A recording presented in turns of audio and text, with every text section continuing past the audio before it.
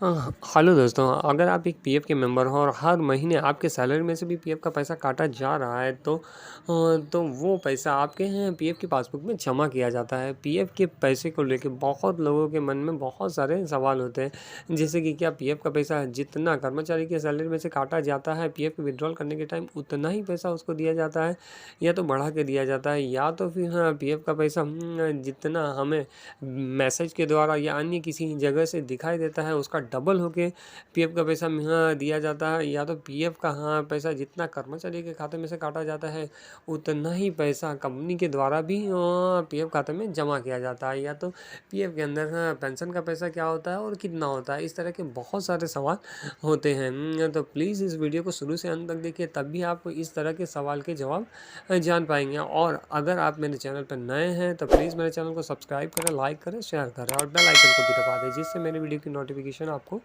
मिल सके। सबसे पहले आपको अपने मोबाइल फ़ोन या कंप्यूटर से किसी भी एक ब्राउज़र को ओपन कर लेना और वहाँ जाके पीएफ पासबुक लिख के सर्च करना है। जब आप पीएफ पासबुक लिख कर सर्च करते हैं तो कुछ इस तरह का रिज़ल्ट ओपन होके आ जाता है। उसमें सबसे पहला वाला जो रिज़ल्ट है passbook.epfindia.gov.in और नीचे EPFO member passbook and claim status लिखा होता है, उसको आपको सेलेक्ट कर लेना है। जब आप उसको सेलेक्ट करते हैं तो कुछ आपका पेज थोड़ा सा लोड होता है और थोड़ी देर बाद आपको इस तरह का स्क्रीन दिखाई देता है जिसमें sign in EPF passbook and claim status लिखा होता है और नीचे यूएन नंबर का बॉक्स बना होता है, उसके नीचे पासवर्ड का बॉक्स बना होता है और नीचे आपका कैलकुलेशन करना होता है। तो सबसे पहले हमारा 12 अंक का यूएन नंबर एंटर करना होता है और एक्टिव करने के टाइम यूएन आपने जो पासवर्ड बनाया रहता है वो पासवर्ड आपको यहाँ एंटर कर देना होता है। तो चलिए हम हमारा 12 अंकों का यूएन नंबर यहाँ पर एंटर कर देते हैं और उसका जो पासवर्ड हमने बनाया था वो भी यहाँ पे एंटर कर देते हैं और यहाँ पे कैलकुलेशन जो होता है वो हम लिख देते हैं। उसके बाद लॉगिन बटन सेलेक्ट करते हैं, तब कुछ इस तरह का पेज ओपन होके आ जाता है जिसमें सबसे पहले ऊपर आपका नाम लिखा होता है, बाद में आप अपना यूएन नंबर देख सकते हैं और नीचे सिलेक्ट मेंबर आईडी लिखा होता है और बॉक्स बना होता है please select at least one member ID. यानी आपने मान लो कि एक से ज़्यादा कंपनियों में जब काम किया रहता है तब सब कंपनियों का मेंबर आईडी अलग अलग होता है और वही मेंबर आईडी के आधार पर आप उस कंपनी का पीएफ का पासबुक देख सकते हैं। तो मैंने यहाँ पर 2 कंपनियों में काम किया है और दोनों कंपनी का मेंबर आईडी आप देख सकते हैं। तो ये मैं पहली वाली कंपनी का पीएफ का पासबुक देखना चाहता हूँ, यानी मैं उसको सिलेक्ट करता हूँ तब 3 ऑप्शन ओपन होके आ जाते हैं। उसमें सबसे पहला व्यू पासबुक न्यू ईयरली है, दूसरा व्यू क्लेम स्टेटस है और तीसरा व्यू पासबुक ओल्ड फुल है। यानी व्यू पासबुक न्यू ईयरली से आप अपनी पासबुक को ईयरली बेसिस पे यानी 2019 20 2020 21 2021 22 इस तरह से ईयर बेसिस पे देख सकते हैं। व्यू क्लेम स्टेटस से आप क्लेम स्टेटस देख सकते हैं और व्यू पासबुक ओल्ड फुल से आप आपकी फुल पासबुक देख सकते हैं। तो चलिए हम अपनी फुल पासबुक क्लिक करते हैं तो यहाँ पे एक स्क्रीन ओपन होकर आ जाती है जिसमें टोटल ई बैलेंस का टोटल एम्प्लॉय बैलेंस होता है, यानी टोटल कर्मचारी का बैलेंस होता है जो 55,958 रुपया है। टोटल ईआर बैलेंस का मीनिंग होता है टोटल एम्प्लॉयर बैलेंस, के लिए टोटल कंपनी का पीएफ का बैलेंस, यानी वो 18,672 है और total balance as on date, यानी यहाँ पर हमारा टोटल कंपनी और कर्मचारी का पीएफ मिला के जो होता है वो 74,630 रुपया होता है। ये पीएफ का पैसा होता है। इसी के आधार पर आपको हर वर्ष पीएफ में से इंटरेस्ट का पैसा दिया जाता है और साथ ही साथ जब भी आप पीएफ में से एडवांस पैसा विड्रॉ करते हैं तब भी आपको इसी पैसे के आधार पर एडवांस पैसा दिया जाता है। ये पीएफ का पैसा होता है, पेंशन का पैसा नहीं होता है। पेंशन का पैसा देखने के लिए आपको यहाँ लास्ट वाले पेंशन कंट्रीब्यूशन वाला जो कॉलम है वहाँ आ जाना होता है और वहाँ पे सबसे नीचे जो 33,730 यानी ग्रांड टोटल में जो लिखा हुआ है 33,730 वो आपका अभी तक का पेंशन का पैसा है।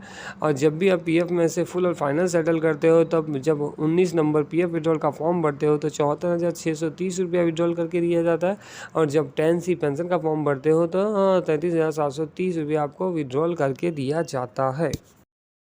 चलिए अब हम हमारे पासबुक के अंदर हमारे कंपनी के द्वारा हर महीने किस तरह से पीएफ में पैसा जमा किया जाता है वो देखते हैं। तो सबसे पहला डेट ऑफ क्रेडिट विड्रॉल्स लिखा होता है, financial year, particular, deposit, withdrawal, pension, इस तरह का ऑप्शंस होते हैं।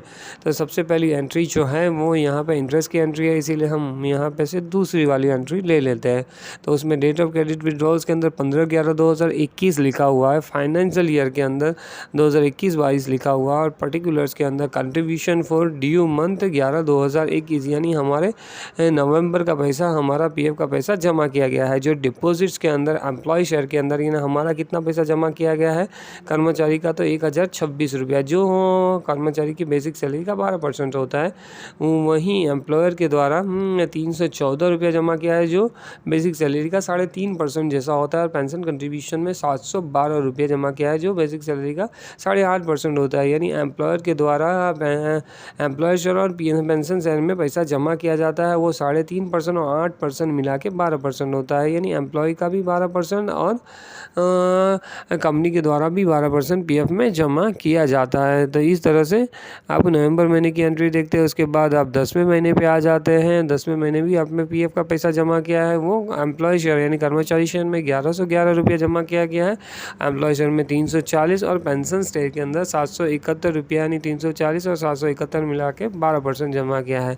इसी तरह से आप 8वें, 7वें और 5वें महीने की पीएफ के अंदर आपके पैसे जमा किए गए उसकी एंट्री देख सकते हैं। तो चलिए अब हम हमारे विड्रॉल्स की एंट्री के बारे में भी थोड़ा जान लेते हैं। तो यहाँ मैंने एक बार अपने पीएफ में से विड्रॉल किया था, जिसके डेट ऑफ क्रेडिट विड्रॉल्स के अंदर 16/2/2021 लिखा है। फाइनेंशियल ईयर 2020-21 में मैंने विड्रॉल किया था और उसके पार्टिकुलर्स के अंदर क्लेम अगेंस्ट पारा 68 यहाँ पे किस रीज़न से मैंने विड्रॉल किया था वो पारा में लिखा होता है, यानी फुल नहीं लिखा होता है। जैसे इलनेस है, एजुकेशंस है या और कोई रीज़न से मैंने किया है, तो यहाँ 68 यानी इलनेस होता है। और डिपॉजिट्स के अंदर यहाँ 0 देख सकते हैं। और विड्रॉल्स के अंदर मैंने 5000 विड्रॉल किया है, वो एम्प्लॉय शेयर में से हुआ है, यानी 5000 एम्प्लॉय शेयर से आपको विड्रॉ करके दिया गया है, वो देख सकते हैं। और विड्रॉ किया है यानी पेंशन शेयर में भी यहाँ पे आप 0 की एंट्री देख सकते हैं। तो इस तरह से हम हमारा विड्रॉल की एंट्री हम लोगों ने देख ली। चलिए अब हम हमारे पीएफ के अंदर जो इंटरेस्ट की एंट्री जो होती है उसके बारे में जान लेते हैं। तो यहाँ पे देखते हैं कि डेट ऑफ यहाँ पे इंटरेस्ट की एंट्री, यहाँ डेट ऑफ क्रेडिट विड्रॉल्स के अंदर 17/11/2021 को हमारा इंटरेस्ट जमा किया गया था। कौन से फाइनेंशियल ईयर का? तो 2020-21 का जमा किया गया था। और पर्टिकुलर में इंटरेस्ट अपडेटेड अप टू 31/3/2021 तक का जो इंटरेस्ट होता है वो हमारा पीएफ के अंदर जमा किया गया था। और डिपॉजिट्स के अंदर हमारा एम्प्लॉय शेयर में जो 2020-21 में जो पैसा था उसके आधार पर हमें 3,173 रुपये इंटरेस्ट दिया गया। और एम्प्लॉय शेयर में 2020-21 में जो पैसा था उसके आधार पर हमें 993 रुपया इंटरेस्ट के हमें जमा किया गया है।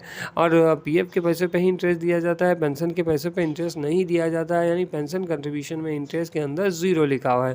तो इस तरह से हम हमारी पीएफ के अंदर पीएफ की एंट्री देख सकते हैं। और यहाँ पे डाउनलोड पासबुक वाले ऑप्शन से आप इसकी हमारे पासबुक की पीडीएफ कॉपी भी डाउनलोड कर सकते हैं, यानी डाउनलोड पे क्लिक करते ही यहाँ पे पीडीएफ कॉपी डाउनलोड हो जाती है। और यहाँ पे जब उसको ओपन करते हैं तो कुछ इस तरह की वो दिखाई देती है। उसमें सारी डिटेल्स आप पीएफ से रिलेटेड देख सकते हैं। सबसे पहले ऊपर आपके कंपनी का नाम लिखा होता है, उसके बाद आपका नाम लिखा होता है कर्मचारी का, उसके बाद कर्मचारी का यूएन नंबर लिखा होता है और नीचे एम्प्लॉय शेयर में अभी तक आपका पीएफ के अंदर कितना पैसा जमा है वो लिखा होता है। एम्प्लॉय शेयर में कंपनी ने आपके पीएफ में कितना जमा किया वो देखा होता है।